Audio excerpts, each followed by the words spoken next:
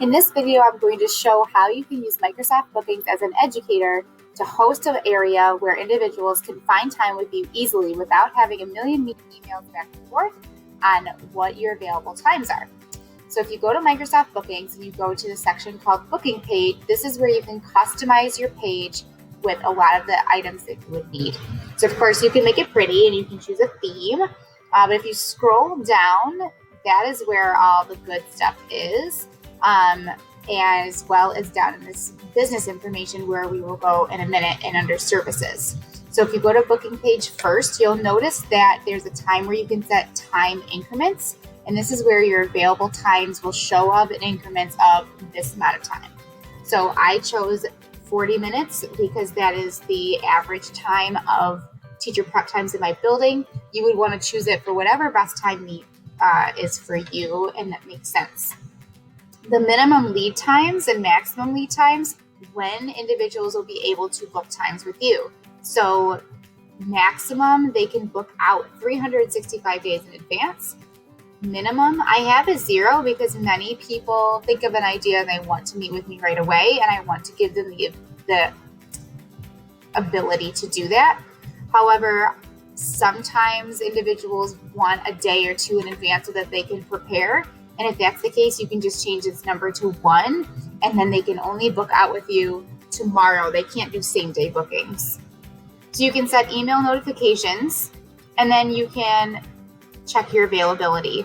So availability during these dates, I tend to put down here the dates that are not bookable. So coming up is our April break, and so I can go in and I can indicate that on our April break, all week, I am not bookable. Now, those dates will be blank on my calendar and individuals will not be able to choose them. So let's go down to the next section. I'm going to save and publish so I don't lose any of the things that I just changed. So if you go under services, you can click your service that you're providing. You can create a name for it. So I'm a tech integrator in my building. I can add that here as well as a description. I just keep it simple, find an available time that best meets your schedule. You can provide a default location, but my favorite is this add online meeting. Similar to the scheduling assistant, I want to make sure that there is a online meeting opportunity for every meeting I book, whether it originally is in person or it's supposed to be online from the get-go. Knowing that our learning environments can change on a dime on whether we're in person, hybrid, or distance, I don't want to have to backtrack and create meeting links. So now I just built it in right away by turning on add online meeting. Again, you can add in your default duration of your meetings. And if you would like, this is a really neat feature, you can add in a buffer time. So if I have back-to-back meetings, I want time to be able to walk from one place to the next, as well as make sure that I, could take a break to go to the bathroom. So I can turn on a buffer time and say that I want 5 minutes in between each meeting. Now I have some time. I know I'm not going to be back to back to back. I now have transition time. So as you go down, of course, if you were a business, you might want to look at some of these other fields. But I just scroll down to the bottom for reminders and confirmation. I know I need the reminders, so I turn it on for everybody. So they will get a reminder a day in advance that we have an appointment set so that nobody forgets. And you can continue scrolling and finding all these different features that you could use if you would like. I don't use those as much. But again, you have your availability that's duplicated to what you did on this booking page.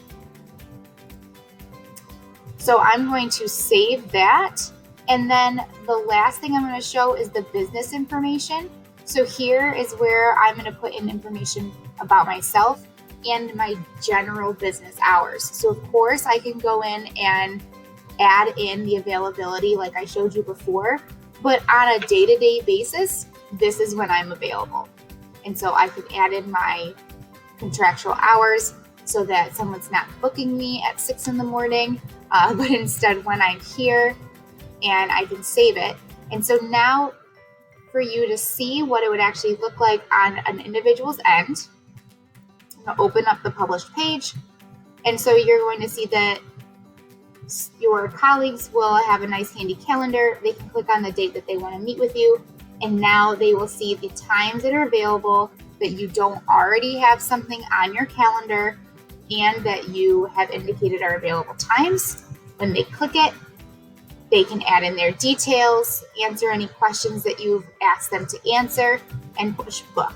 When they push book, they will get an email confirmation, and so will you, and it will automatically sync with your Outlook calendar.